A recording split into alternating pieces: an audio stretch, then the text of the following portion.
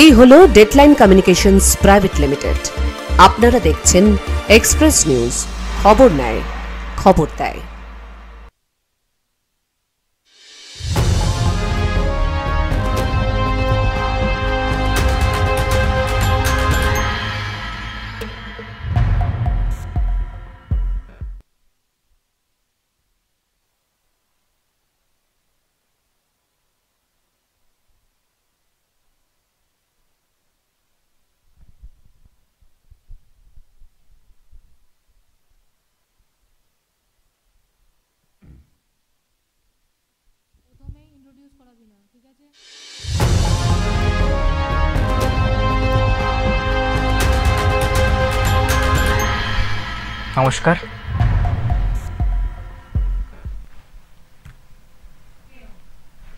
নমস্কার, এক্সপ্রেস নিউজে আপনাদের সকলকে স্বাগত। আমি সঞ্জীব। আপনারা সকলেই জানেন সন্ধ্যে 7টা মানে এক্সপ্রেস অনলাইন। আমরা কথা বলে থাকি বিভিন্ন ধার্মিক, আনুষ্ঠানিক, সাংস্কৃতিক এবং রাজনৈতিক দিকে। তার সঙ্গে সঙ্গে আমরা চোখ রাখি আমাদের প্রত্যেকটি জেলার দিকে। আমরা কথা বলে থাকি আমাদের জেলা সাংবাদিকদের সঙ্গে এবং এটাই আমাদের একমাত্র মন্ত্র। আমরা সেখানকার কি অসুবিধা কি সুবিধা সেগুলোকে আমরা আলোচনা করার চেষ্টা করি এবং লোকেদের মধ্যে ছড়িয়ে দেওয়ার চেষ্টা করি। এই সঙ্গে আমার আজকে আমার সাথী আমার ঠিক পাশেই বসে আছে আমাদের এক্সপ্রেস নিউজের ডেস্ক পার্সন দীপ। নমস্কার। কেমন আছো তুমি? আপাতত আমার আজকে নিয়ে 3 নম্বর দিন এক্সপ্রেস অনলাইন। মানে আজকে নিয়ে তুমি তৃতীয়বার বসছি। আচ্ছা, তো কেমন মনে সাংবাদিকদের সাথে কথা বলছি, তাদের অবস্থা এবং জেলার যে হালচাল। আচ্ছা, তার আগে বলে রাখি দীপ হচ্ছে এক্সপ্রেস নিউজের একদমই নতুন একটা সদস্য, যে আমাদের সঙ্গে খুব তাড়াতাড়ি খুব ভালোভাবে কাজ শুরু করে দিয়েছে ইতিমধ্যে এবং আমাদের সঙ্গে লাইভেও বসছে। তোমরা সকলে এর আগেও মানে 2বার তুমি দেখেছো, আপনারা সবাই দেখেছেন দীপকে। তো দীপ, তুমি তো বললেই, তো কেমন কাটছে, মানে কেমন লাগছে বেসিক্যালি? এক্সপ্রেস নিউজ একটা বড় নিউজ নেটওয়ার্ক, যেখানে খুবই ভালো লাগছে কাজ করে আমার। একদম। এবং এই যে আমরা প্রতিনিয়ত যে জেলা সাংবাদিকের সঙ্গে কথা বলি, প্রত্যেকটা জেলার দিকে আমরা নজর রাখি, সেখানকার কি সুবিধা কি অসুবিধা সেগুলো নিয়ে আমরা আলোচনা করি। এই দিকটা তোমার কেমন লাগছে? খুবই মানে বেসিক্যালি আমি বলতে চাই বোঝা যাচ্ছে না অ্যাকচুয়ালি যে কি হচ্ছে জেলায়। এক্স্যাক্টলি এত বড় নিউজ চ্যানেলে এতগুলো সাংবাদিক সবাই খুবই অ্যাক্টিভভাবে আমাদের সাথে যোগাযোগ করে। একদমই তাই। দীপকে আমি সেটাই বলবো যে যেটা বলতে চাইছে যে এই যে আমরা প্রতিনিয়ত যে প্রত্যেকটা জেলাতে কি চলছে এবং সেখানে যে কি অসুবিধা কি সুবিধা রয়েছে সেগুলো নিয়ে আমরা আলোচনা করছি। কিন্তু তার আগে আপনাদের একটা কথা বলে রাখবো, দেখবেন আমাদের ঠিক স্ক্রোলেই এই ঠিক নিচের দিকে আমাদের টোল ফ্রি নাম্বার যাচ্ছে, স্ক্রোলিং হচ্ছে। আপনাদের মনে যা কিছু অসুবিধা আছে, যা কিছু প্রশ্ন আছে, আপনারা আমাদেরকে একদম বলতে পারেন ফোন করে। তো আমরা অবশ্যই চেষ্টা করব আপনাদের সব প্রশ্নগুলোর উত্তর দেওয়া যথাযথভাবে আপনাদের কাছে পৌঁছানোর। এবং তার সাথেই আমাদের YouTube channel express news Bangla আপনারা অবশ্যই সাবস্ক্রাইব করে রাখুন। প্রতিনিয়ত আপডেট, ব্রেকিং সচরাচর ডাইরেক্ট আপনাদের সামনে চলে যাবে একটি নোটিফিকেশনের মাধ্যমে। তাহলে আপনাদেরকে অবশ্যই বলবো আপনারা এক্সপ্রেস নিউজের official YouTube channel express news Bangla এবং তার সঙ্গে এক্সপ্রেস নিউজের ফেসবুক চ্যানেল যেটা আছে সেটাকে আপনারা ফলো করে রাখতে পারেন। এবং তার সঙ্গে আমাদের ইনস্টাগ্রাম অলরেডি ওপেনড আছে এক্সপ্রেস নিউজ বাংলা নামে, সেটা আমরা আপনাদেরকে বলবো অবশ্যই ফলো করে রাখতে। কিন্তু তার আগে আমরা প্রথমে একদম শুরু করার আগেই চলে যাব বীরভূমের একটি আমাদের প্যাকেজ আছে, প্রথমে দেখে নেবো সেই প্যাকেজটি কী আছে, তারপরে আমরা বিস্তারিত আলোচনায় আসছি। এই ঘটনা ঘিরে রাজনৈতিক মহলে চলছে তীব্র জল্পনা। বিরোধীরা অনুব্রতের অসুস্থতার অজুহাতকে নাটক বলে কটাক্ষ করলেও তৃণমূল এটিকে রাজনৈতিক ষড়যন্ত্র বলছে। এর আগে একাধিকবার অনুব্রত মণ্ডল কেন্দ্রীয় তদন্তকারী সংস্থার তলব এড়িয়েছেন, যা নিয়ে রাজনৈতিক মহলে বিতর্কের সৃষ্টি হয়েছে। আমরা অনুব্রত মণ্ডলকে অভিযুক্ত হিসেবে চিহ্নিত করে অসুস্থ। অনুব্রত মণ্ডল অসুস্থ, তিনি আজ আসছেন না, আসবেন না তিনি, সেটা পুলিশকে জানালেন? সেটা পুলিশকে জানালেন? আমার বক্তব্য এআইএর ভাই পিছিয়ে রাখ না ক্যামেরা, দলকে জানাননি, মানে এআই এর জন্য ক্ষমা চাইতে হলো? দল যা তদন্ত করায় না, আমি বলছি এআই এর জন্য অনুব্রত মণ্ডল ক্ষমা চাইতে হলো? দল যা নির্দেশ দেবে তাই, মানে দল বলেছে যাকে বলেছে। গগন সরকারের এআই দ্বারা কল রেকর্ড তৈরির দাবি সাইবার সুরক্ষায় নতুন চ্যালেঞ্জ ছুড়ে দিয়েছে। যদি এই দাবি সত্যি হয় তবে এই রাজনৈতিক পরিসরে ভুল তথ্য ছড়ানোর একটি নতুন মাধ্যম উন্মোচন করবে। এই অভিযোগের সত্যতা যাচাই করা অত্যন্ত জরুরি। বীরভূম থেকে প্রসেনজিৎ দাসের রিপোর্ট, এক্সপ্রেস নিউজ।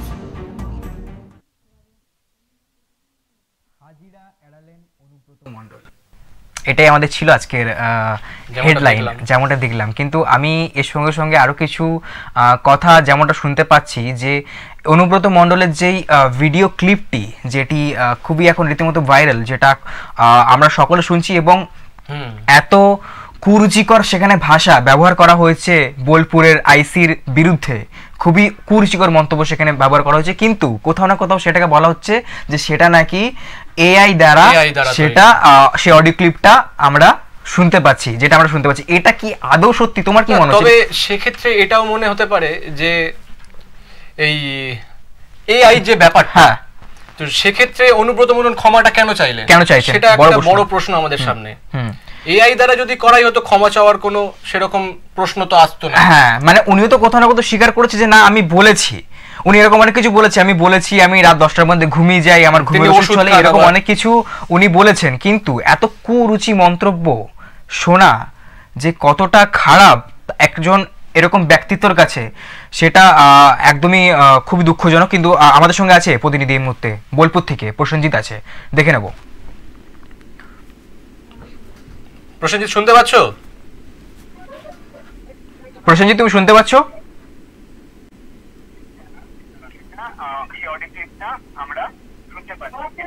প্রসেনজিৎ তুমি শুনতে পাচ্ছ? নমস্কার, আমি সঞ্জীব ঘোষ বলছি। প্রসেনজিৎ তুমি শুনতে পাচ্ছ? আমি সঞ্জীব বলছি। যানজটের জন্য হয়তো বিচ্ছিন্ন হয়ে গেছে, এই মুহূর্তে শোনা যাচ্ছে না। আমরা আবার নেওয়ার চেষ্টা করব, কিন্তু তারপরে আমরা যেখানে ছিলাম, যে এই যে অডিও ক্লিপটা যেটা রীতিমতো ভাইরাল হয়ে গেছে, কিন্তু প্রশ্ন এই মুহূর্তে একটাই আছে যে কেন, কি জন্য, কাকে? বলা যেতে পারে এখন এআই যেমন একটা ট্রেন্ডে চলে এসেছে, তো সেই ট্রেন্ডেই গা ভাসিয়ে কি এই মানে কি বলা যায় এই বিপদ থেকে মুক্ত হতে চেষ্টা করছে। একদমই। আচ্ছা, আমাদের সঙ্গে আবার হয়তো ফোনিং এ জুড়েছে আমাদের প্রতিনিধি। নমস্কার, শুভ সন্ধ্যা, আমি সঞ্জীব। শুনতে পাচ্ছো প্রসেনজিৎ? হ্যালো। হ্যাঁ প্রসেনজিৎ, শুভ সন্ধ্যা, আমি সঞ্জীব। হ্যালো। হ্যালো প্রসেনজিৎ, শুনতে পাচ্ছো?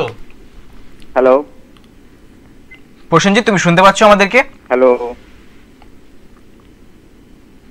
প্রসেনজিৎ বাবু, আপনি শুনতে পাচ্ছেন আমাদেরকে? হ্যালো। শুভ সন্ধ্যা প্রসেনজিৎ, শুনতে পাচ্ছেন? হয়তো আবারও কোনো প্রবলেমের জন্য আবারও ডিসকানেক্ট হয়ে গেছে কলটা। আমরা আবারও নেওয়ার চেষ্টা করবো প্রসেনজিৎ বাবুকে। আসলে দেখুন, বোলপুর থেকে প্রসেনজিৎ যিনি আছেন আমাদের প্রতিনিধি, ওনাকে নেওয়ার চেষ্টা করছি, কারণ উনি আরও ডিটেলিং এ ব্যাপারটা বলতে পারবে। উনি যে প্যাকেজটা দেখলাম আমরা, সেটা উনি খুব ডিটেলিং আমাদেরকে পাঠিয়েছে এবং আমরা সেটাকে প্রস্থান করেছি যেখানে আমরা ছিলাম। যে দুদিন অনুব্রত আবার হাজিরা এড়িয়েছে, এমন একদমই তাই। আমি সেটাই বলতে যাচ্ছিলাম যে অনুব্রত মণ্ডল হাজিরা এড়িয়েছে, এরকমটা কিন্তু শোনা যাচ্ছে। কিন্তু কেন, উনি কেন এরকমটা করছে? উনি তো বলেছেন যে আমি তো এটা ইচ্ছা করে করিনি, তাহলে কেন উনি আসতে চাইছেন না লোকের সামনে? কেন উনি এরকম ভাবে হাজিরা আটকাচ্ছেন? এগুলো তো মানুষের প্রশ্ন, এগুলো তো সাধারণ মানুষের প্রশ্ন যে এটা কেন হচ্ছে। তার সহকারী আবার বলছেন তার সহকারীকে দুদিন পাঠিয়ে দেওয়া হয়েছে, সহকারীকেই কেন পাঠাচ্ছে? সহকারীকেই বা কেন পাঠাচ্ছে তারা? সেটাও একটা বড় প্রশ্ন কিন্তু এখানে। কিন্তু এগুলোই আমাদেরকে, এই প্রশ্নের উত্তরগুলোই কিন্তু আমাদের সাধারণ মানুষ চায়। তো সেটা আমরা শুনে নেব যে কেন এরকম অনুব্রত মণ্ডল বারবার হাজিরা এরা এড়িয়ে যাচ্ছে এবং তাদের প্রতিনিধিদেরকে তারা এরকম ভাবে, যেটা আমরা শুনতে পাচ্ছি অ্যাজ ইউজুয়াল। তো এটা একটা বড় ব্যাপার, যেটা আমরা ছিলাম অডিও ক্লিপে। অডিও ক্লিপ যেটা বলছে যে এই মুহূর্তে যে অডিও ক্লিপটা আমরা শুনতে পাচ্ছি, সেটা হচ্ছে একটি এআই দ্বারা ওটাকে তৈরি করা হয়েছে। এই মুহূর্তে একটা বড় ব্রেকিং, এটা যে এআই দিয়ে এটাকে তৈরি করা হয়েছে। দেখুন, একটা পরিস্থিতি যেটা ছিল সেটা কিন্তু একদম পুরো বদলে দেওয়া হলো, যার ফলে রাজনৈতিক উত্তেজনা ইতিমধ্যে শুরু হয়ে গেছে। ঠিক আছে, দেখো একটা লাইনটা যাচ্ছিল কিন্তু একটা ফরম্যাটে, সেটাকে হট করে বদলে দিল যে একটা এআই দ্বারা সেটাকে একদম মিথ্যের একটা, ওরা একটা ভুল পাল্টে দেওয়ার চেষ্টা করে একটা মিথ্যের আশ্রয় নিয়ে ওরা বলে দিল যে এআই এর এটা পুরোপুরি ভয়েসটা ছিল, যে অডিও ক্লিপটা ভাইরাল হয়েছে। আচ্ছা, আমাদের সঙ্গে আবার আছে আমাদের প্রতিনিধি বোলপুর থেকে প্রসেনজিৎ। প্রসেনজিৎ, শুনতে পাচ্ছ? প্রসেনজিৎ নমস্কার, শুভ সন্ধ্যা, আমি সঞ্জীব। শুনতে পাচ্ছ? প্রসেনজিৎ, তুমি শুনতে পাচ্ছ?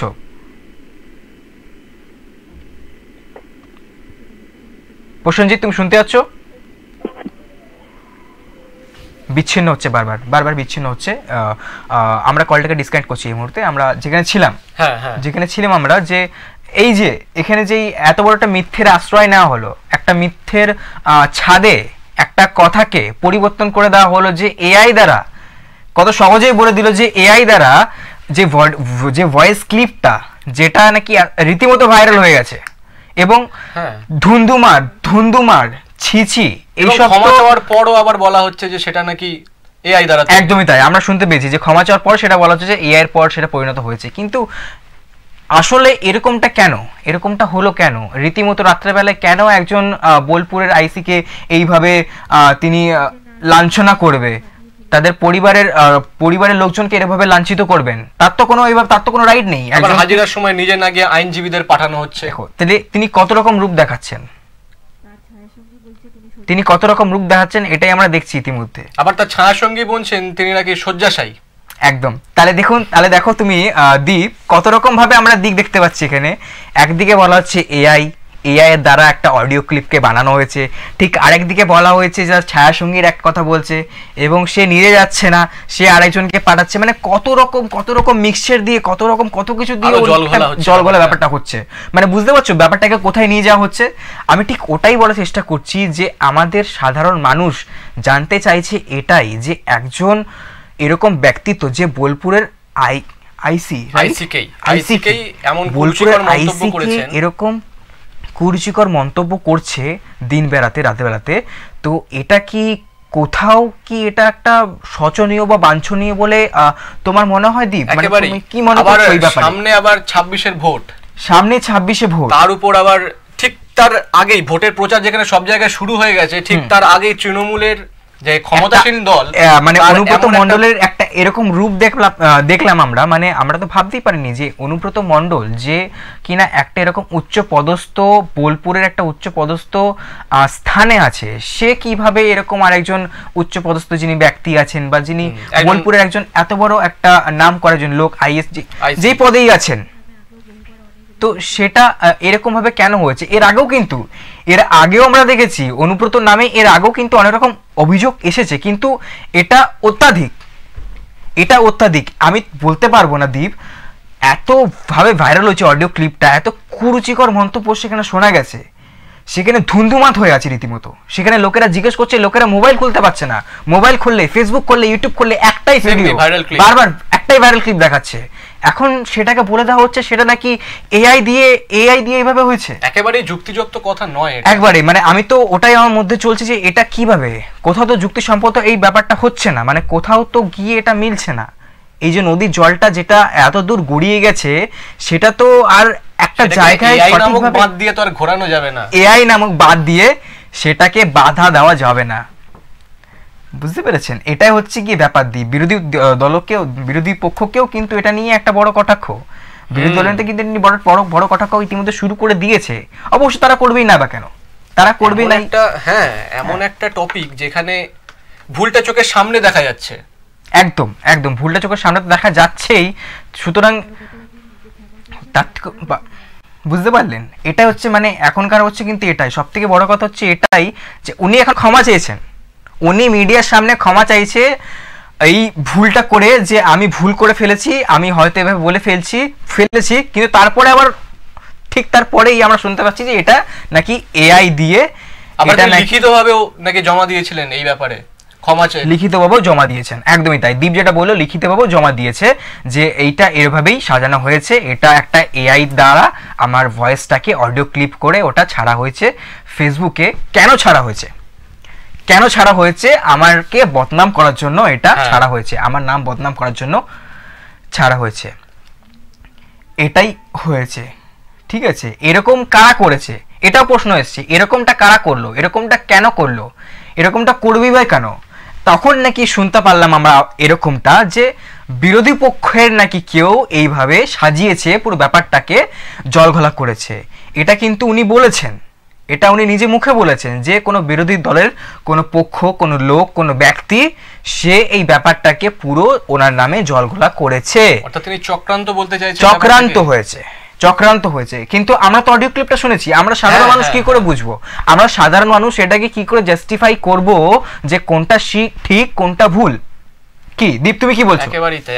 এআই নামক শাক দিয়ে কি আর মাছ ঢাকা যাবে? একদম তাই, দীপ যেটা বললো এআই নামক শাক দিয়ে কি আর মাছ ঢাকা যায়, একদমই তাই। এইগুলোই কিন্তু এখন সাধারণ মানুষের মধ্যে এখন চলাফেরা করছে, ঘোরাফেরা করছে। তারা ভাবছে কি হচ্ছে কি হচ্ছে, কোনটা ঠিক কোনটা ভুল, কোনটা এআই ভুল নাকি অনুব্রত ভুল নাকি জনগণ ভুল। আমাদের সঙ্গে এই মুহূর্তে আছে লাইভে প্রসেনজিৎ আছেন। আরেকবার আমরা দেখে নেব বোলপুর থেকে প্রসেনজিৎ। প্রসেনজিৎ তুমি শুনতে পাচ্ছ? প্রসেনজিৎ বাবু শুভ সন্ধ্যা, আমি সঞ্জীব। তুমি কি আমার ভয়েস শুনতে পাচ্ছ প্রসেনজিৎ? হ্যালো প্রসেনজিৎ, শোনা যাচ্ছে আমাদের? প্রসেনজিৎ তুমি কি শুনতে পাচ্ছ আমাদেরকে? প্রসেনজিৎ তুমি শুনতে পাচ্ছ? আমি সঞ্জীব। হয়তো কোনোভাবে ডিসকানেক্ট হয়েছে সাউন্ডের ব্যাপারে। তো আমরা যেখানে ছিলাম আমরা সেটা নিয়ে বলবো যে এআই দ্বারা যে ভয়েসটা রীতিমধ্যে এখন ভাইরাল হয়ে গেছে, প্রতিনিয়ত ছড়াচ্ছে, কিন্তু এখন সেটাকে কি বলা হচ্ছে যে এআই দ্বারা সেটাকে রিপ্লেস করে সেটাকে শোনানো হচ্ছে, সেটাকে ফরওয়ার্ড করে দিয়েছে। সোশ্যাল মিডিয়া এখন খুললে, ফেসবুক, ইউটিউব, ইনস্টাগ্রাম খুললেই শুধুমাত্র একটা ভোকাল রীতিমতো ভাইরাল হয়ে গেছে, যেটা নিয়ে এখন আমাদের নর্মাল সাধারণ মানুষ সেটা নিয়ে রীতিমতো কথা বলছে যে একজন এরকম ব্যক্তিত্ব সে কিভাবে বোলপুরের আইসি নামে এরকম ভাবে কুরুচিকর মন্তব্য বলতে পারে। এটা কিন্তু প্রত্যেকের মনে আমাদের সাধারণ মানুষের মধ্যে কিন্তু প্রতিনিয়ত আমরা ভাবছি এটা কি করে বলতে পারে, কিন্তু এখন দেখো খুব ইজিলি সেটাকে বলে দিচ্ছে যে সেটা এআই দ্বারা হয়ে গেছে। আবার তিনি সে বলার পরেই আবার তিনি বলছেন যে আমার দ্বারা ভুল হয়ে গেছে, আমি এরকম ভুল করে বলে ফেলেছি, আমার দ্বারা এটা হয়তো বলাটা বাহুল্য হয়নি বা যেটা মানানসই নয়। পুরো ব্যাপারটাই কেমন একটা অগোছালো হয়ে রয়েছে, একদম পুরো ব্যাপারটাই কিন্তু একদম অগোছালো হয়ে আছে। কিন্তু আমরা এটাও শুনতে পেরেছি যে বিরোধী দলনেতার কোনো লোক বা বিরোধীর কোনো পক্ষের লোক অনুব্রত মণ্ডলের এই যে ভোকালটা, যে অডিও ক্লিপটা ভাইরাল হয়েছে সেটা পুরো নাকি চক্রান্ত করে করা হয়েছে। দীপ কি বলবে ব্যাপারে? চক্রান্ত যদি হয়ে থাকতো তাহলে ক্ষমা চাওয়ার ব্যাপারটা একেবারে ক্ষমা চাইলেন কেন তিনি? ক্ষমা চাইলেন সেটা হচ্ছে সবথেকে বড় কথা। আর তাছাড়াও যে এআই যে ব্যাপারটা উঠে আসছে সেটা কিন্তু তার পরে, ক্ষমা চাওয়ার পরে ব্যাপারটা সামনে এসছে আমাদের। তাহলে দেখো এটা কিন্তু দীপ পুরো স্টেপ বাই স্টেপ হচ্ছে। মানে প্রথমে একটা কুরুচিকর মন্তব্য ফোনে বলে দেওয়া হলো, তারপরে তার পরের দিনই তিনি মিডিয়া কভারেজের সামনে এসে বলছে আমার ভুল হয়ে গেছে, আমি রাত্রেবেলা 10টার মধ্যে খেয়ে ঘুমিয়ে পড়ি, আমার ওষুধ চলে। ঠিক তারপরেই আবার বলছে যে আমার এই অডিও ক্লিপটাকে নাকি এআই দ্বারা ওটাকে কনভার্ট করে ওটা সোশ্যাল মিডিয়াতে ইনস্টাগ্রাম, ফেসবুক, ইউটিউবে ওটা ভাইরাল করে দেওয়া হয়েছে। কেন করেছে? আমারই কোনো বিরোধী দলের কোনো ব্যক্তি, কোনো পার্টিকুলার ব্যক্তি নাকি তার এই যে ইমেজটা আছে বোলপুরে দাঁড়িয়ে, বোলপুরের বুকে দাঁড়িয়ে এই যে অনুব্রত মণ্ডল যে ইমেজটা আছে সেটাকে মিটিয়ে দেওয়ার জন্য এইটা করা হয়েছে। তাহলে আমরা কোনটা মামা? আমরা এখানে 4টে পয়েন্ট দেখতে পাচ্ছি, 4টে পয়েন্ট পরপর দেখতে পাচ্ছি। তাহলে আমরা কোনটা বিশ্বাস করব? আমরা কোনটা বিশ্বাস? আমাদের তো একটা যথাযথ মানে একটা জাস্টিফাইড কিছু একটা দেখাতে হবে না যে সাধারণ মানুষকে যে এটা হলো কেন। সেটা যে মন্তব্যগুলো করা হচ্ছে সেটা কিন্তু ঘটনার সাথে জাস্টিফাই করছে না কোনোভাবেই, একদমই করছে না, সেটা আমি বলতে চাইছি। দেখো এটা তো কোনোভাবে আমরা মানতে পারি না যে দেখো বোলপুরের একজন এত বড় একজন নামকরা ব্যক্তি, এবার সে যদি একজন বোলপুর আইএস অফিসারের নামে এইভাবে কুরুচিকর মন্তব্য রাতারাতি পাবলিশ করে দিতে পারে, সেটাকে ফরওয়ার্ড করে দিতে পারে এবং সেটা কোনোভাবেই রীতিমতো ভাইরাল হয়ে যায় এবং সেটা নিয়ে রীতিমতো এখন সোশ্যাল মিডিয়ায় আমাদের পশ্চিমবাংলার মধ্যে পুরো একদম ছড়িয়ে ধুন্ধুমার কাণ্ড হয়ে উঠেছে, ধুন্ধুমার কাণ্ড হয়ে পড়েছে, একদম ধুন্ধুমার কাণ্ড হয়ে পড়েছে। তো এটা করে লাভ কি? আমাদের সাধারণ মানুষ কি বলছে যে এত বড় একজন নামকরা ব্যক্তিত্ব মানুষ বোলপুরের বুকে দাঁড়িয়ে তিনি কেন আইএস এর নামে এরকম বললেন? সেটাই হচ্ছে কথা এখন। একদমই তাই। আমরা আবারও বলবো আমাদের পিসিআর হেড যিনি আছেন তাদেরকে আমি বলবো অনুরোধ করতে যে বোলপুরে যিনি আমাদের আছে প্রতিনিধি তাকে যেন আবার লাইনে নেওয়া হয়, তাকে যেন আবার, ঠিক আছে এটা আমরা বলবো। কিন্তু আমরা যেখানে ছিলাম বোলপুরের ব্যাপারটাতে, তো এরকম ব্যাপারগুলো কিন্তু আমার এখন ধুন্ধুমার পড়ে আছে পুরো পশ্চিম বাংলার মধ্যে। কিন্তু এই ব্যাপারটা নিয়ে এখন তুমি যেখানে দেখছো, যার মুখে শুনছো, সেখানে সেই অডিও ক্লিপটা এটাও হতে পারে যে অনুব্রত মণ্ডল প্রথমে একটি ভুল করে ফেলেছেন, অর্থাৎ সেই অডিও ক্লিপটা যেটা ভাইরাল হওয়ার কথা তার বলার পর তিনি ক্ষমা চেয়েছেন এবং সামনে যে নির্বাচনটি রয়েছে সেইখান থেকে বাঁচার জন্য, অর্থাৎ তাদের ইমেজ যাতে ঠিক থাকে তার জন্যই এআই ব্যাপারটা দিয়ে ধামাচাপা দেওয়ার ব্যাপারটাও হতে পারে একটা সম্ভাবনা রয়েছে। একদমই হতে পারে। দেখো এটা তো লেগেই থাকবে, সুতরাং মানুষের মধ্যে তো এই প্রশ্নগুলো জাগবেই। খুবই সাধারণ জিনিস জায়গাটা যে একজন এরকম ব্যক্তিত্ব মানুষ অনুব্রত মণ্ডল কিভাবে তিনি এমন মন্তব্য করতে পারেন, কিভাবে তিনি এরকম মন্তব্য করলেন, কিভাবে আইসিকে এইভাবে মন্তব্য কি করলেন, এগুলো এর আগেও নাকি তার বিরুদ্ধে অভিযোগ রয়েছে, অনেক অভিযোগ রয়েছে, কিন্তু এটা একদমই অন্যরকম একটা রূপ দেখলাম আমরা, একদমই একটা অন্যরকম রূপ দেখলাম যেটা হয়তো আমরা কেউই আশা করিনি। ঠিক আছে, এটা আমরা তো আশা করিনি কেউই কোনোভাবে যে এরভাবে অনুব্রত মণ্ডল একটা বক্তব্য দিয়ে দেবেন রাতারাতি, তাও আবার একজন পুলিশ অফিসারের উপর এরকম করে দিয়ে দিলেন।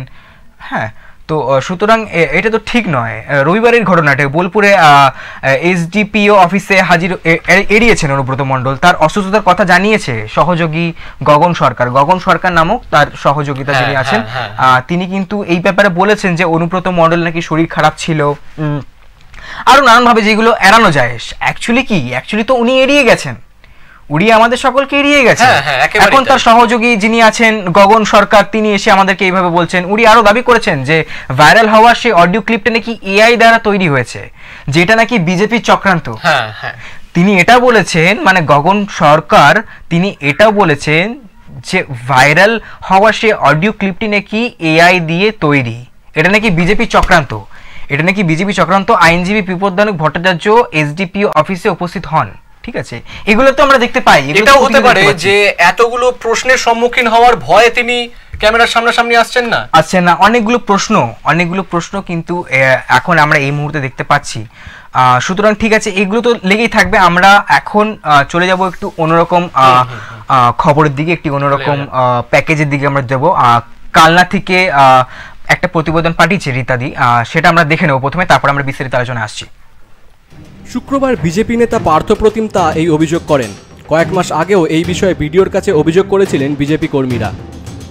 প্রায় 24 থেকে 25টা গাছ কাটা হয়েছে, বড় গাছ এবং জীবন্ত গাছ। এবং শুধু তাই নয়, ফরেস্ট ডিপার্টমেন্ট যে কাটোয়া, তার যে ইঞ্জিনিয়ার সাহেব আছেন, যে ফরেস্ট ডিপার্টমেন্ট থেকেও আইসি স্যারকেও জানানো হয়েছে, department of junior engineer forest range officer Katwa থেকেও জানানো হয়েছে যে বৈদ্যপুর রোডে, বৈদ্যপুর বাস স্ট্যান্ডের কাছে প্রায় 18 থেকে 19টা গাছ কাটা হয়েছে ইললিগাল প্রসেসে এবং আনলফুল অ্যাক্টিভিটিস, বেআইনিভাবে কাটা হয়েছে। পূর্বে তৃণমূল দাবি করেছিল সদানন্দ মহাবিদ্যালয়ের বেঞ্চের জন্য গাছ কাটা হয়েছে, কিন্তু আরটিআই এর মাধ্যমে স্থানীয় বাসিন্দা বৃন্দাবন পণ্ডিত জানতে পারেন মহাবিদ্যালয় থেকে কোনো আবেদনই করা হয়নি। এমনকি পঞ্চায়েত প্রধান প্রথমে অনুমতি না দেওয়ার কথা বললেও একটি চিঠিতে দেখা যাচ্ছে যে তিনি নিজেই গাছ কাটার অনুমতি দিয়েছেন। এই দ্বিচারিতার অভিযোগ তুলেই কালনা থানায় অভিযোগ দায়ের করেছে বিজেপি। এ বিষয়ে ব্লক সভাপতি প্রণব রায় জানান, গাছ কেটে নিলে সেটা বিডিও এসডিও দেখবে, মিথ্যা অপপ্রচার করে লাভ হবে না। প্রধান গাছ কেটে নিয়েছে কি করেছে তার জন্য তো বিডিও বসে আছে, তার জন্য এসডিও বসে আছে, কেস করলে তারা করবে। বিজেপি নেতাকে ওদেরকে উত্তরপ্রদেশ মধ্যপ্রদেশে যেতে বলো, এখানে লাফালাফি করে কোনো লাভ হবে না, ওসব মিথ্যা অপপ্রচার করে কোনো লাভ হবে না। সামনের বিধানসভা নির্বাচনে কালনা বিধানসভায় ওই 10-12% ভোট নিয়ে ওদেরকে সন্তুষ্ট হতে হবে। এই ঘটনা ঘিরে রাজনৈতিক তরজা তুঙ্গে। বিষয়টি কোন দিকে মোড় নেয় তা দেখার জন্য আমরা অপেক্ষা করব। Bureau report, express news. গাছ কাটা নিয়ে উত্তপ্ত বৈদ্যপুর, এটা ছিল আমাদের কালনার প্রতিবেদন, যেটা নাকি খুবই অবাঞ্ছনীয়। এখনকার সময় গাছ কেটে কি হবে? এখন এমনিতে যে পরিস্থিতি, এখন দরকার সবথেকে বেশি দরকার, একদমই এত দূষণ বেড়ে গেছে দুনিয়ায়, সেখানে গাছ এরকম, তাও আবার দুর্নীতিভাবে, মানে যেটাকে আমরা বলতে পারি গাছ কাটা নিয়ে যে একদমই বাঞ্ছনীয় জিনিস নয়। কিন্তু এটা গাছ কাটাটা কেন হচ্ছে বা কি কারণে হচ্ছে বা এর পিছনে কারা আছে, অনেকগুলো প্রশ্ন কিন্তু ঘোরাফেরা করছে। আমরা জানবো এই নিয়ে। আমাদের সঙ্গে কালনা থেকে যদি অবশ্যই থাকবে, তার থেকে আমরা জেনে নেবো। কিন্তু যেখানে আমরা ছিলাম তার আগে যে কথাটাতে ছিলাম যে কেন গাছ কাটা হচ্ছে, আবার দেখা যাচ্ছে গাছ কাটার কারণটা কি, দোষ দেওয়া হচ্ছে, একে অপরকে দোষ দেওয়া হচ্ছেই বা কেন, অনেকগুলো প্রশ্ন কিন্তু আমাদের মধ্যে ইতিমধ্যে আছে, কিন্তু এই যে ঘটনা বৈদ্যপুর পঞ্চায়েতের একদম মানে বৈদ্যপুর যে গ্রাম আছে কালনা শহরে, সেই পঞ্চায়েতের রাস্তার ধারেই একদম এই ঘটনাটি ঘটেছে, যেখানে নাকি গাছ কেটে না ফেলে আর গাছ কাটার অভিযোগ উঠেছে। সুতরাং সদানন্দ বিদ্যালয়ের বেঞ্চ তৈরির জন্য আবার দুষ্প্রাপ্য মূল্যেরও ছিল যে গাছগুলো, যে আমাদের প্রতিবেদন থেকে দেখা গেল। একদমই, তো গাছ কাটাটা তো একটা বড় কথা নয়, বড় কথা হচ্ছে যে এটা নিয়ে রাজনৈতিক তরজা উঠেছে, এটাই হচ্ছে বড় কথা। গাছ কাটা নিয়ে মানে আমরা দেখো এতটাই ঠুমকো হয়ে গেছে রাজনৈতিক পরিস্থিতিটা যে সেখানে গাছ, বর্ণ, ধর্ম এগুলো তো ঢুকিয়ে দিয়েছে, আজকে আবার দেখছি গাছ কেটে ফেলেছে। এটা কি বলবে দীপ, তুমি কি মনে করছো এটা নিয়ে? তুমি তো প্রতিবেদনটা করেছো আজকে, বলো। যেমন দেখা যাচ্ছে এই বৈদ্যপুরে যে গ্রাম পঞ্চায়েতের রাস্তাটায় দুষ্প্রাপ্য গাছ, সব থেকে বড় কথা দুষ্প্রাপ্য গাছ, আবার বলা হচ্ছে নাকি স্কুলের বেঞ্চ তৈরির জন্য, যেমন একটা বলা যেতে পারে সিম্প্যাথির মতন ব্যাপার, যে ছাত্রদের যাতে সুবিধার্থে তার জন্য আমরা গাছ কেটেছি, এটাও একজন দেখাতে পারে। আচ্ছা, আবার সেক্ষেত্রে আবার এই যার উপর যে অভিযুক্ত যে ব্যাপারটা সেই অনুযায়ী যদি দেখা যায়, তাহলে আবার তিনি বলছেন যে আমাদের বা সাধারণ মানুষের দেখার কোনো ব্যাপার নেই, সেটা দেখবে ভিডিও। আচ্ছা, মানে সাধারণ মানুষের এখানে কোনো অস্তিত্ব নেই বলছো? এক্স্যাক্টলি। সেক্ষেত্রে দেখা যেতে পারে যে আবার চিঠি দেওয়া হয়েছে, প্রধানের তরফ থেকে চিঠি গেছে, কিন্তু আবার প্রধান অস্বীকার করেছেন যে প্রধান নাকি এমন এই ব্যাপারে কিছুই জানেন না। আচ্ছা, তাহলে কি করে কালনা শহরে বৈদ্য যে জায়গাটা আছে, বৈদ্যপুর যেখানে যেটা আছে, কি করে ঘটলো? বৈদ্যপুর গ্রাম পঞ্চায়েতে কি করে ঘটনাটা ঘটলো তুমি বলো দীপ। মানে এটা তো খুবই একটা মানানসই ব্যাপার নয় না, এটা তো একটা মানে মানানসই জিনিসটা তুমি ভাবো। এরকম কালনা শহরে মানে বৈদ্যপুর গ্রাম পঞ্চায়েতের যে পঞ্চায়েত প্রধান আছে তার বিরুদ্ধে একটা এরকম ঘটনা ঘটে গেল আজকে, এটা কিন্তু একদমই নেওয়া যায় না দীপ। মানে তুমি ভাবো গাছ কেটে দিয়েছে, মানে গাছ কেটে দিয়েছে, তার উপর আবার বিডিও সাহেব বলছে নাকি তিনি কিছুই জানেন না। মানে তার নাকের ডগার নিচ দিয়ে যে কালনা শহরে এত বড় বড় ঘটনা ঘটছে, মানে একজন গাছ কেটে দিচ্ছে, যদি রাতারাতি মানুষকে কেটে দেয় তাহলে কি হবে? একেবারেই মানে তাহলে মানুষও খুন হচ্ছে তার মানে কালনা শহরে। মানে কালনা শহরকে আমরা দেখতাম একটা শান্তির একটা অঞ্চল, যেখানে নাকি খুবই শান্তিপূর্ণ অঞ্চল, সেখানকার মানুষ, সেখানকার পরিজন খুবই একটা শান্তি মেজাজ নিয়ে তারা তাদের দিন শুরু করে এবং দিন শেষ করে। কিন্তু এই যে ভিডিও যিনি ভিডিও সাহেব যিনি আছেন, প্রধানের বিরুদ্ধে অভিযোগ, উনি যে ব্যক্তি আছেন, উনি বলছে যে আমি এই ব্যাপারে কিছু জানি না। মানে ভাবো কালনা শহরের উন্নতি কোথায় গেছে, মানে বুঝতে পারছো? মানে গাছ কেটে দিয়েছে, আবার ওরা বলছে ওরা এখন আশ্রয় নিয়েছে যে ছোট ছোট ছেলে মেয়েদের স্কুলে বেঞ্চ তৈরি করার জন্য আমরা গাছ কেটে দিয়েছি। মানে বুঝতে পারছো কতটা ব্লান্ডার, কত বড় একটা মানে মানুষ কতটা নিচে নেমে গেছে। মানে শেষমেশ একটা বিদ্যালয়ের বাচ্চাদেরকে তারা তাদের রাস্তার সামনে ঢাল বানিয়ে তারা বলছে যে আমরা গাছ কেটেছি যাতে ছেলেমেয়েরা ঠিকঠাক করে বেঞ্চে বসে পড়াশোনা করতে পারে, যারা তারা উচ্চ শিক্ষায় শিক্ষিত হয়, তার জন্য তারা গাছ কেটে এইভাবে একটি পরিস্থিতি তারা তৃণমূল দাবি করেছেন। এটা তৃণমূল দাবি করেছে। আচ্ছা, এটা তৃণমূল দাবি করেছে, বিদ্যালয়ের বেঞ্চের জন্য নাকি গাছ কাটা হয়েছে তৃণমূলের দাবি। তাহলে এই দাবিগুলো দীপ কোথা থেকে আসছে? আমি বলছি এগুলো কি খুব বাঞ্ছনীয় জিনিস?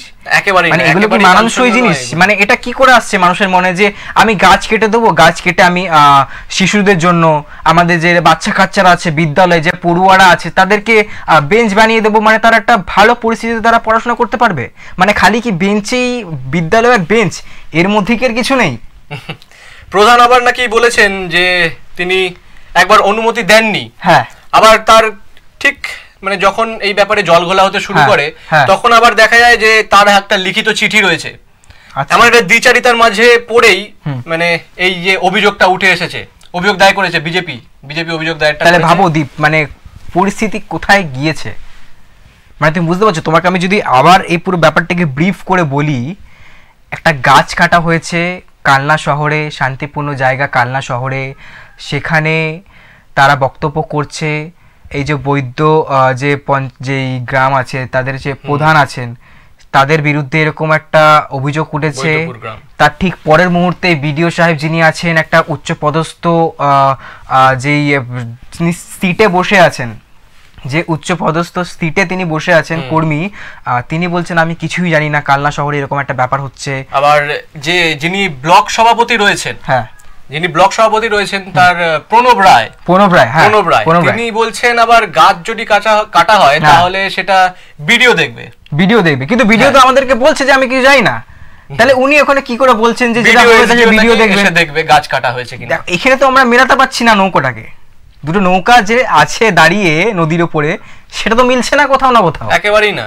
তো সাধারণ মানুষ তো প্রশ্ন খুঁজবে যে গাছটা কেন কাটা হলো। এই যে পঞ্চায়েত প্রধানের উপর যে এমন দুর্দিনে যেখানে গরম দিন দিন বেড়ে যাচ্ছে, আমি তো ওই প্রশ্নে পড়ে আসছি। আমি তার আগে এগুলো বলছি দীপ তোমাকে, যে এই যে একের পর এক মন্তব্য করছে, সেখানে গাছ কেটে ধ্বংস করা হচ্ছে, যেখানে পুনর্বাসন হচ্ছে গাছ কেটে ধ্বংস করা হচ্ছে, এরকম মানে কত রকমের যে ব্যবস্থা হচ্ছে তুমি দেখো দীপ, মানে গাছ কেটে কত রকম কথা বলা হচ্ছে। এদিকে বলছে যে এই সাহেব দেখবে, আবার এই সাহেবের কাছে যখন সাধারণ মানুষ আছে তখন বলছে ওই সাহেব দেখবে। তাহলে সাধারণ মানুষ যাবে কোথায়? আমরা সকলেই জানি, আমরা সকলেই ছোটবেলায় পড়েছি, আমরা সকলেই জানি যে একটি গাছ একটি প্রাণ, তাহলে আমরা সেখানে দাঁড়িয়ে কি করে একটি গাছ কেটে দিতে পারলাম? তাহলে একটা মানুষকে যদি কেটে দিই রাতারাতি কেউ জানতে পারবে না। এমন বহুমূল্য কথা যেটা ছাত্রদের পড়ানো হয় যে একটি গাছ একটি প্রাণ, ওইদিকে তো আমি যাচ্ছি না দীপ, মানে ওইটা তো একদমই কুরুচিকর মন্তব্য আমার কাছে। মানে যিনি বলছেন ব্যক্তি যে আমি এই গাছটা কেটেছি ছোট ছোট ছেলেমেয়েদের জন্য, কচি কাঁচা ছেলেমেয়েদের জন্য, তারা যাতে ঠিকঠাক করে পড়াশোনা করতে পারে, সেটাকে আমরা মেনটেন করার জন্য তাদেরকে একটা সুস্বাস্থ্য সবল একটা পরিস্থিতি তাদেরকে দেওয়ার জন্য আমরা গাছ কেটে তাদের বেঞ্চ তৈরি করে দেবো। তার কারণ হচ্ছে এটা, তারা যেন সুষ্ঠুভাবে বসে পড়াশোনাটা করতে পারে। যেমন এই দিন প্রতিদিন বিশ্বস্নায়ন কিরকম যুক্তি হলো তুমি বলো? একেবারেই খুবই বাজে যুক্তি এটা, বলা যেতেই পারে, খুবই বাজে যুক্তি। কারণ ছাত্রদের যদি পড়াশোনার ব্যাপার হতো তাহলে শিক্ষামূলক কোনো উন্নয়নের কথা বলা হতো। গাছ কেটে, যেখানে এই বিশ্ব উষ্ণায়নের যুগে গাছ কাটা একটা চরম অপরাধ, যেখানে বিভিন্ন অনুষ্ঠানে, বিভিন্ন রক্তদান শিবির হোক, বিভিন্ন অনুষ্ঠানে গাছ লাগানো হচ্ছে, বৃক্ষরোপণ হচ্ছে, বৃক্ষরোপণ উৎসব করা হচ্ছে, সেখানে এই দুর্মূল্য গাছ কেটে ফেলা হচ্ছে। আবার ঢাল বানানো হচ্ছে ছাত্রদের নিয়ে, একদম দীপ যেটা বললো, ঢাল বানানো হচ্ছে ছাত্রদের নিয়ে। তার পাশাপাশি আগে যে দীপ কথাটা বলছিল যে প্রতিনিয়ত দেখো এত আমাদের এই রাজ্যে দেশে প্রতিনিয়ত গ্লোবালাইজেশন এত বেশি, মানে যে আমাদের দূষণ, সেটাকে রোধ করবে কে? সেটা তো আর মানুষ রোধ করবে না, সেটা তো একটা গাছ রোধ করবে, বাড়ানোর কাজ করছে। অবশ্যই একটা গাছ সেটাকে আটকাবে। একটা বৃক্ষ যে আমাদের সাধারণ দৈনন্দিন জীবনে কতটা গুরুত্ব রাখে, তারা যদি এই ব্যাপারগুলো জানতো তাহলে মনে হয় না দীপ তারা এই কাজটা করতো। একেবারেই তাই। তাদের কাছে তার মানে এটাই, মানে তাদের কাছে এটাই ক্লিয়ার নেই যে একটা গাছ কাটলে কি হতে পারে। হ্যাঁ, তারা যেমন এই উত্তর এবং নর্থ পোল আর সাউথ পোল, সেখানে যে বরফ গলে যাচ্ছে, পানীয় জলের একটা সমস্যা, সংকট দেখা দিচ্ছে, তার সাথে এই বিভিন্ন প্রাণী লুপ্ত হয়ে যাচ্ছে, তার সাথে সাথে দেখা যাচ্ছে এই আরো একটি প্রতিবেদনে দেখা গেছিল যে এই বরফ গলার কারণে নানা অজানা ভাইরাস, ব্যাকটেরিয়া সেখান থেকে নাকি আসতে পারে। তো সেক্ষেত্রে যদি দেখা যায় তো গাছ কিন্তু আমাদের এই সব রোগ প্রতিরোধের ক্ষেত্রে বিরাট একটা গুরুত্বপূর্ণ ভূমিকা পালন করছে। অনেক, আমি দীপ তোমাকে ওটাই বলছি, অনেক একটা বড় গুরুত্বপূর্ণ দিক তারা পালন করে আমাদের দৈনন্দিন জীবনে। একটা গাছ একটা প্রাণ আমরা পড়ে এসেছি ছোট থেকে, এবং সেটাকে আমরা কোনোদিনও ভুলতে পারি না। একটা গাছকে কেটে দেওয়া মানে কিন্তু 10,000 মানুষকে কেটে দেওয়া। একটা গাছ কেটে দেওয়া মানে 10,000 মানুষকে কেটে ফেলা রাতারাতি। সুতরাং তোমার কাছে প্রশ্ন আমার ওটাই যে দীপ তুমি ভাবো কালনা শহরে গাছ কেটে দিচ্ছে রাতারাতি, সেখানে কেউ জানতেও পারছে না। ভিডিও বলছে যে তারা যখন সাধারণ মানুষ তাকে জিজ্ঞেস করতে যাচ্ছে, তাকে এইভাবে বলতে যাচ্ছে যে এরকম ভাবে গাছ কেটে দেওয়া হচ্ছে, তিনি বলছেন আমি কিছু জানি না। তিনি বলছেন যে আমি কিছু জানি না। তাহলে কিভাবে এটা হচ্ছে, কারা করছে, তাদের এত সাহস কি করে হয়? এই মানে একটা পরিকল্পনা তারা কিভাবে রাতারাতি করে নিতে পারে যে একটা গাছ কেটে দেবো এবং একটা গাছ কেটে একটা বিদ্যালয়ে একটা বেঞ্চ বানাবো। আবার বিদ্যালয়টাকে মেনশনও করে দেওয়া হয়েছে যে সদানন্দ মহাবিদ্যালয়। আচ্ছা, মেনশনও করেছে সদানন্দ মহাবিদ্যালয়। তাহলে সেখানকার বিদ্যালয়ের লোকেরা কি বলছে? সেখানকার বিদ্যালয়ের লোকেরা কি বলছে? বড় কথা যে এই যে গাছ কাটার জন্য এই যে আরটিআই এর মাধ্যমে যে স্থানীয় বাসিন্দা এই বৃন্দাবন পণ্ডিত মানে তিনি জানতে পেরেছেন যে মহাবিদ্যালয় থেকে কোনো আবেদন করা হয়নি, কোনো প্রকার আবেদনই মহাবিদ্যালয় থেকে করা হয়নি, তবুও গাছ কেটে ফেলেছে। একটা দ্বিচারিতা উঠেছে এই বিষয়টার উপরে, যে কারণেই বিজেপির তরফ থেকে এই অভিযোগটি দায়ের করা হয়েছিল। আচ্ছা, এটা এইভাবেই করা হয়েছে। তো আমরা তো এটাই জেনে এসেছি যে এই যে বৈদ্যপুর যেখানে যেটা আছে কালনা শহরের যে সেখানকার পঞ্চায়েত প্রধান, তার বিরুদ্ধেই নাকি এরকম একটা মন্তব্য করেছেন, নাকি তিনি নাকি গাছ কেটে ফেলেছেন। আবার পঞ্চায়েত প্রধান সের বিরুদ্ধে আবার কথা বলেছেন, তিনিও এই ব্যাপারে বলেছেন। এই ঘটনায় কালনা থানায় অভিযোগও দায়ের করা হয়েছে। যে প্রধানের বিরুদ্ধে অভিযোগ উঠেছে, তার থেকে যিনি যে ব্লক সভাপতি রয়েছেন তিনি আবার সাপোর্ট করছেন। তিনি বলছেন নাকি গাছ কাটলে সেটা বিডিও এসডিও দেখবে। আচ্ছা, এই যে করা হয়েছে, এই যে দায়ের করা হয়েছে, থানাতে গিয়ে দায়ের করা হয়েছে, এটা কে করেছে? এই পার্থপ্রতিম বিজেপি বিজেপির একজন নেতা, তিনিই করেছেন।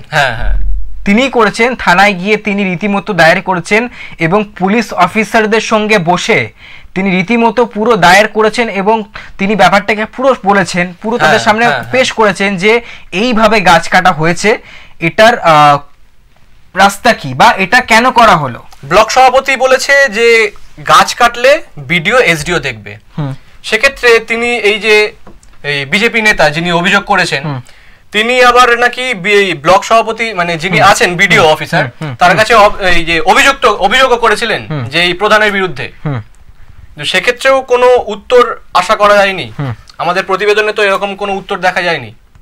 একদমই তাই। দেখো, এটা নিয়ে তো একটা চাঞ্চল্যকর মানে রীতিমতো ছড়িয়ে পড়েছে চাঞ্চল্য পুরো এলাকায়। যদি তুমি দেখো দীপ, ওই কালনা শহর জুড়ে পুরো একটা চাঞ্চল্যকর পুরো একটা মহল তৈরি হয়েছে। সুতরাং এইগুলো তো থাকবেই। আমরা চলে যাবো এই মুহূর্তে আমাদের দ্বিতীয় প্রতিবেদনের দিকে। তো আমরা দেখে নেব নদিয়ার একটি প্রতিবেদন ইতিমধ্যে আমাদের মধ্যে আছে। প্রথমে আমরা দেখে নেব, তার মধ্যে আমরা বিস্তারিত আলোচনা যাচ্ছি। রবিবার সকালে নদিয়ার কৃষ্ণগঞ্জের মাঝদিয়া বানপুর গেদে রাজ্য সড়ক সংলগ্ন এলাকায় একটি মর্মান্তিক ঘটনা ঘটেছে। স্থানীয়দের প্রাথমিক অনুমান ওই মহিলাকে নৃশংসভাবে খুন করা হয়েছে। রবিবার সকাল 7টা নাগাদ স্থানীয়রা একটি পাট ক্ষেতের ভেতর থেকে মহিলার রক্তাক্ত দেহ দেখতে পান। সঙ্গে সঙ্গেই খবর দেওয়া হয় কৃষ্ণগঞ্জ থানায়। পুলিশ ঘটনাস্থলে পৌঁছে মৃতদেহটি উদ্ধার করে। মৃতদেহের পাশ থেকে একটি মোবাইল ফোন এবং একটি ব্যাগ উদ্ধার করেছে পুলিশ। যদিও মহিলার পরিচয় এখনো জানা যায়নি। মৃতদেহে একাধিক ছুরির আঘাতের চিহ্ন রয়েছে বলে পুলিশ সূত্রে খবর। দেখলাম এখানে একটা অজ্ঞাত মহিলা মার্ডার হয়ে পড়েছিল, তার গলা কাটা অবস্থায়। তারপরে পুলিশ এলো, এসে দেখলো, দেখার পরে পুলিশ তদন্ত করে নিয়ে গেল। কাছে একটা ফোন পেয়েছে, ওই লাশের পাশে একটা ফোন ছিল আর হাতে মুক্তি বলে নাম লেখা ছিল। এই দেখলাম, দেখার পরে রিক্সা তুলে নিয়ে থানায় নিয়ে গেল। পুলিশ ইতিমধ্যেই ঘটনার তদন্ত শুরু করেছে। তারা মহিলার পরিচয় জানার চেষ্টা করেছে এবং খুনের কারণ অনুসন্ধানে নেমেছে। জামাই ষষ্ঠীর মতো একটি উৎসবের দিনে এমন নৃশংস ঘটনায় শোকের ছায়া নেমে এসেছে এলাকায়। Bureau report, express news. দেখলাম দীপ, মানে জামাই ষষ্ঠীর সকালবেলায় জামাইরা যেখানে ভাবে যে আজকে জামাই ষষ্ঠী, তারা যাবেন সেখানে ভালো মন্দ খাবেন এবং কিন্তু আমরা তার মধ্যে আমরা সকালে দেখে ফেললাম যে এরকম একটা মৃতদেহ উদ্ধার হয়েছে নদিয়া শহরে পাট ক্ষেতের মধ্যে। কি বলবে দীপ এবারে তুমি প্রতিবেদনটা করেছো? হ্যাঁ, যেমন দেখা যাচ্ছে যে কিছু গ্রাম্য মানে ওখানকার স্থানীয় মানুষজন সকালে যাচ্ছিল, হতে পারে জামাই ষষ্ঠীর উদ্দেশ্যে বা কিংবা তাদের দৈনন্দিন কোনো কাজকর্মে। সেই সময় দেখা যাচ্ছে নাকি এই পাট ক্ষেতের মধ্যে এক রক্তাক্ত মহিলার দেহ পড়ে আছে। আচ্ছা, একবার দৃশ্যটা ভেবে দেখো সঞ্জীব তুমি। মানে সকালে উঠে মানে দৈনিক প্রাতঃক্রম যেমন যায় সেরকম করতে করতে দেখা যাচ্ছে পাট ক্ষেতে একজনের রক্তাক্ত দেহ পড়ে রয়েছে, একজন মহিলার। মানে কেমন হতে পারে সেই পরিস্থিতিটা?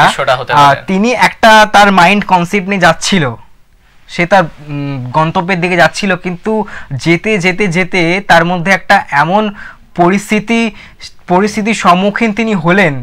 একজন একজন মানুষ, তিনি তার শরীর একদম লটপাট হচ্ছে মাটির মধ্যে, একদম লুটোপুটি খাচ্ছে মাটির মধ্যে। কি কি মানে এটা এতটা একটা মানে দুঃখের বিষয় দীপ, তুমি ভাবতে পারবে না। আমরা বিস্তারিত কথা বলবো, তার সঙ্গে আমাদের প্রতিনিধি আছে নদিয়া থেকে, তার সঙ্গে একবার আলোচনা করব, তারপর আমরা বিস্তারিত আলোচনায় যাচ্ছি। শুভ সন্ধ্যা, আমি সঞ্জীব। মাধব। হ্যাঁ সঞ্জীব বলো। হ্যাঁ শুনতে পাচ্ছ, কেমন আছো বলো? আজকে জামাই ষষ্ঠী, অত্যন্ত খারাপ ঘটনা, সেটা হচ্ছে নদিয়ার সীমান্তবর্তী এলাকায় এক মহিলার ক্ষতবিক্ষত রক্তাক্ত দেহ উদ্ধার হয়েছে। এটা নিয়ে রীতিমতো পুলিশ তদন্ত করছে। আমরা সকাল থেকে সেই খবরটার উপর নজর রেখেছিলাম, এখনো পর্যন্ত সে আপডেট আমাদের কাছে রয়েছে, সবটাই তুলে ধরবো আমরা। আচ্ছা মাধব, দেখো তোমাকে যে প্রশ্নে প্রথমেই যাব, আজকে জামাই ষষ্ঠী, যেমনটা তুমি বললে আজকে জামাই ষষ্ঠী, এবং আমাদের সবার মধ্যেই একটা আমরা মাইন্ড কনসেপ্ট নিয়ে থাকি যে জামাই ষষ্ঠী উদ্দেশ্যে যাব এবং সেখানে নিশ্চয়ই বড় নানা রকমের খাবার খাবো, কিন্তু সেই পথের মাঝে একটা যে ক্ষতবিক্ষত যে মৃতদেহটি পড়ে থাকতে দেখে, এই ব্যাপারে তুমি কি বলবে? এটা কেন হয় বা কি কারণে এরকমটা হয়েছে মাধব? দেখো সঞ্জীব, তোমাকে যেটা বলে রাখাটাই ভালো, সেটা হচ্ছে নদিয়ার ভারত বাংলাদেশ সীমান্ত কিন্তু একটি তাৎপর্যপূর্ণ জায়গা। অর্থাৎ সীমান্ত মানেই হচ্ছে পাশে বাংলাদেশ রয়েছে, একদিকে ভারত রয়েছে। এখানে প্রতিদিনই আমরা এর আগে তুলে ধরেছিলাম যে অনুপ্রবেশকারী সব থেকে একটা বড় সমস্যায় দাঁড়িয়েছে অনুপ্রবেশকারী, যেটা লাগাতার বৃদ্ধি পাচ্ছে এবং যার জন্য প্রতিদিনই রাজ্য পুলিশ এবং যারা কেন্দ্রীয় প্রতিনিধি দল রয়েছে তারা যেমন বলছে যে সীমান্তের রাজ্য সরকার জমি দিচ্ছে না, তার জন্য সবটা কাটা তার দিয়ে ঘেরা যাচ্ছে না, যার জন্য অনুপ্রবেশ ঘটছে। দেখো, বাংলাদেশ ভারতের সাথে সম্পর্ক যত বিচ্ছিন্ন হওয়ার পর এবং সম্প্রতি পাকিস্তান এবং ভারতের সাথে যে পাল্টা যে প্রত্যাঘাতের ঘটনা, সেখানে কিন্তু অতিরিক্ত নজরদারি বাড়ানো হয়েছে সীমান্ত লাগোয়াতে। বিএসএফ এর তরফে কিন্তু নজরদারি বাড়ানো হয়েছে। সীমান্তে আমরা দেখেছি যে কিছু না কিছু একটা সমস্যা রয়েই থাকে, যেমন এর আগে অনুপ্রবেশ রয়েছে, দুষ্কৃতি তাণ্ডব রয়েছে এবং নাশকতা রয়েছে, এবং কখনো ফেন্সিডিল উদ্ধার হচ্ছে, কখনো মাটির তলা থেকে বাংকার উদ্ধার হচ্ছে। এগুলো একটা বৃহৎ কিছু একটা সংবাদ কিন্তু উঠে আসে এবং সবটাই কিন্তু সংবাদ শিরোনামে থাকে। তবে আজকে জামাই ষষ্ঠী সকালবেলা কিন্তু সেই সংবাদ শিরোনামে উঠলো আরো একটি ঘটনা। একদম। কিন্তু মাধব দেখো, একটা প্রশ্ন তো সাধারণ মানুষের মধ্যে উঠতেই পারে যে এই যে একটি এরকম যে একজন চাষি, এই যে চাষের মধ্যে তার ক্ষতবিক্ষত দেহ, সেখানকার প্রশাসন কি করছে? এরকম দিনে রাতে হচ্ছে কেন? তাহলে তুমি কি বলবে ব্যাপারে? দেখো, প্রশাসনের মত হ্যাঁ হ্যাঁ সম্প্রতি যেটা সমস্যা তৈরি হয়েছে, যে সমস্যাটা খুবই ভয়ানক। আজকে প্রাতঃ ভ্রমণে বেরিয়েছিলেন বেশ কিছু মানুষ, তখন দেখছে যে একদম পাটের যে জমি রয়েছে, পাটের জমিতে কিন্তু একটি লাল রঙের শাড়ি কিছু একটা পরে রয়েছে। অর্থাৎ সাধারণ মানুষ যখন কাছে যায় তখন গিয়ে দেখে যে গায়ে রয়েছে একাধিক ক্ষতচিহ্ন এবং ঠিক উপর হয়ে এক মহিলার কিন্তু দেহ পড়ে রয়েছে। মানুষজন যেহেতু হাত দেয়নি মৃতদেহ বলে কিংবা কি কারণ বুঝতে পারেনি, তবে প্রশাসনকে খবর দিলে প্রশাসন ঘটনাস্থলে যায় এবং মৃতদেহ যখন উদ্ধার করার সময় দেখে যে গায়ে একাধিক ক্ষতর দাগ রয়েছে এবং সেই ক্ষতর দাগ দেখে প্রশাসনের প্রাথমিক অনুমান নৃশংসভাবে তাকে কিন্তু হত্যা করা হয়েছে। মৃতদেহ যখন এমন ঘটনার পরিপ্রেক্ষিতে দেখো, জামাই ষষ্ঠীর দিন সকালবেলায় এখন এই ধরনের নৃশংস ঘটনা সামনে উঠে আসে, তখন তো এত আতঙ্ক সৃষ্টি হবে এলাকাবাসীর মধ্যে। তারা প্রশ্ন করছেন তাহলে পুলিশের কি ভূমিকা রয়েছে, পুলিশ কি চাইছে? মানে এই যে দুষ্কৃতি তাণ্ডব, এই যে একদম সীমান্ত লাগোয়া একটি মৃতদেহ পড়ে রয়েছে, যেখানে গ্রাম রয়েছে, পাটের ক্ষেত রয়েছে, পাটের ক্ষেতের ভেতর থেকে, তাহলে পুলিশের নজরদারিটা কোথায়? পুলিশের নজরদারি নিয়ে কিন্তু এলাকার মানসিক প্রশ্ন তুলছেন তাদের।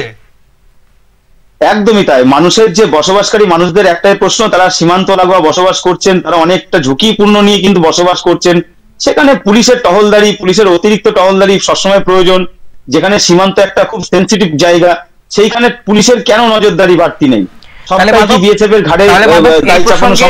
ঠিক এই প্রসঙ্গে তো সাধারণ মানুষের সেখানকার লাগোয়া যে পরিস্থিতি, সেখানকার লাগোয়া যে গ্রামগুলি আছে, সেখানকার মানুষের মধ্যেও তো একটা প্রশ্ন উঠতেই পারে যে তাহলে আমরা কতটা সেফ আছি, আমরা কতটা ভালো আছি? যেখানে দিনে রাতে একটা এরকম ঘটনা ঘটছে, সেখানে তো তাদের মধ্যেও একটা ভাবনা চিন্তা কাজ করতেই পারে। কি বলবে মাধব?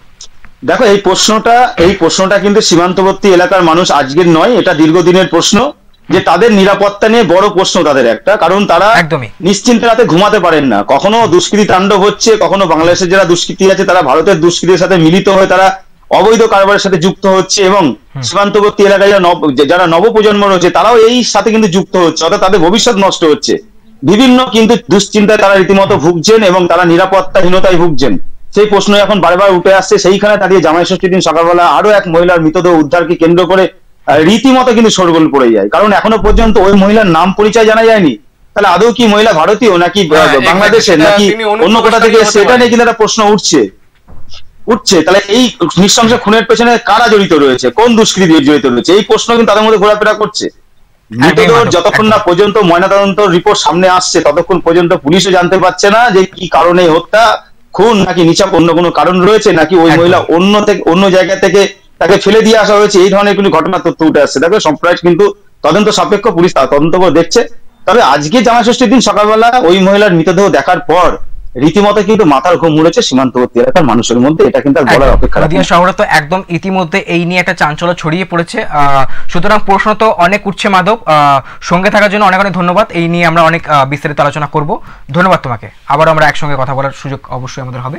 তো যেটা আমরা ছিলাম, তুমি দেখলে যে নদিয়া থেকে যেরকম তুমি দেখলে যে এরকম একটা চাঞ্চল্যকর তথ্য, মানে এরকম একটা ক্ষত বিক্ষত দেহ যেটা নাকি এইভাবে পড়ে আছে সকাল সকাল, যদি কোনো ব্যক্তি সেখানকার পরিস্থিতি কি হতে পারে, সেখানকার মানে তাদের মধ্যে কি চলতে পারে, যে তার কোনো পরিচয় পাওয়া যায়নি।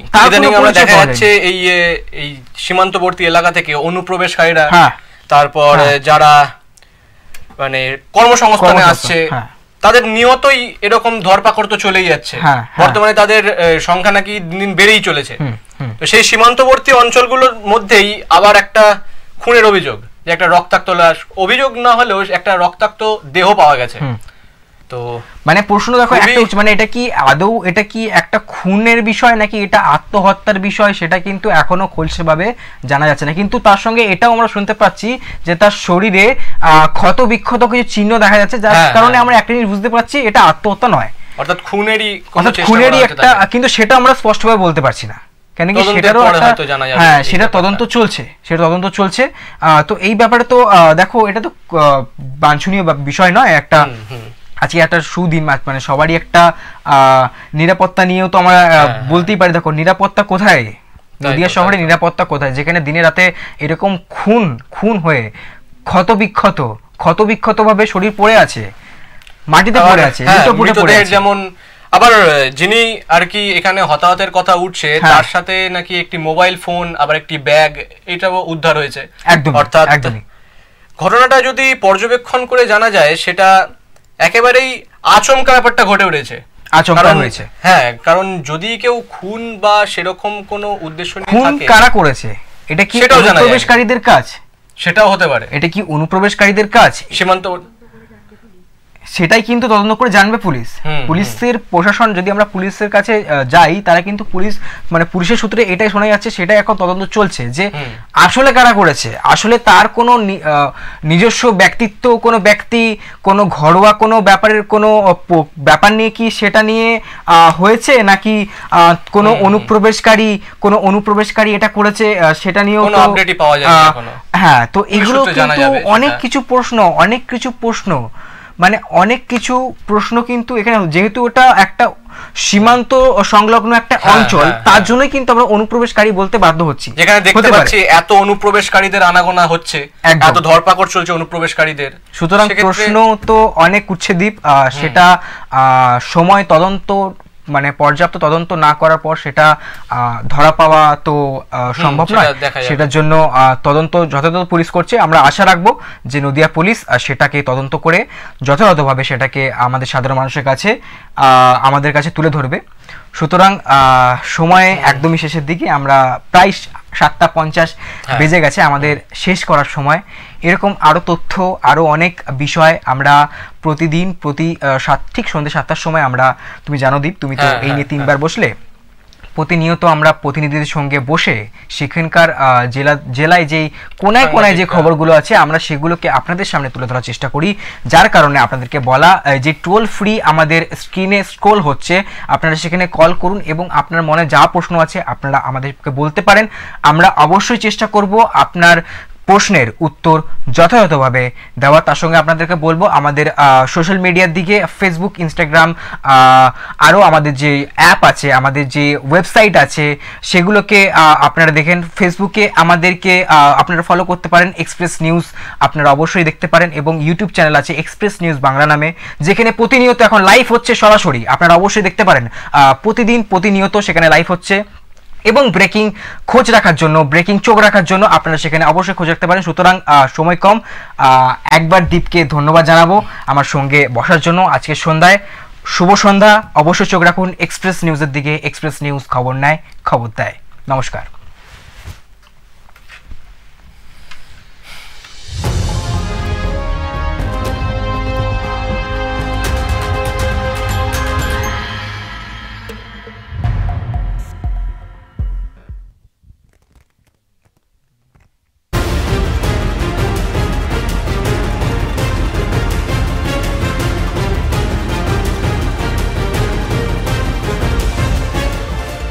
এই হলো ডেডলাইন কমিউনিকেশনস প্রাইভেট লিমিটেড।